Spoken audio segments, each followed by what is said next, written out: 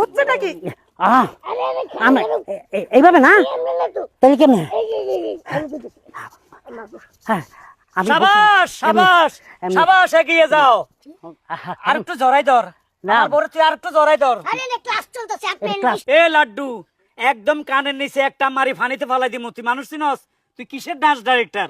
আরে তুমি এসব কি বলতেছো? উনি একজন স্বনামধন্য বিশ্ববিখ্যাত ডান্স ডিরেক্টর, ডান্স টিচার। ওনার কাছ থেকে ডান্স শিখে আমিও বিশ্ববিখ্যাত হব, নাম করব, পুরো বিশ্ব আমাকে চিনবে।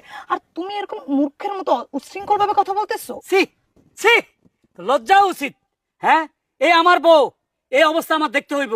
তোমার অত্যাচারে আমি ওনলা মাথায় দিয়ে চলি। হ্যাঁ, মানুষে জানে আমার, আমি পর্দা ভাবে চলি। আর তুমি কি ধরনের ড্রেস পরছো? এই এগুলা কোনো সি সি সি সি, আরে মরে গেলে তোমার জায়গা দোজগ হবে না। তুমি এমন ড্রেস পরতেছো, পোলাপানকে আকর্ষণ করাইতেছো, তাই না? তাই না? তোমাকে কতদিন না করছি না যে শাড়ি পরি, কাপড় পরে ঘুরবা? তুমি মুসলমান না? এই তুমি পারবো না আমি 12 শাড়ি পরে ঘুরতে। শোনো, তুমিই তো আমার কথায় কথায় হাদিস শোনাইতা, পুরুষ মানুষের বাঁকা হাত দিয়ে নাকি মহিলা মানুষকে বানাইছে। তাহলে আমি এই ড্রেস পরে যদি খারাপ হই, তাহলে আবার বুঝো তোমাদের বাঁকা হাত কত খারাপ। আমি এই ড্রেসে পরবো। এই ড্রেসে পরবা? হ্যাঁ। স্বামীর কথা শুনবি না? পারবো না। পারবা না? আই শোনো, আই শুনছো?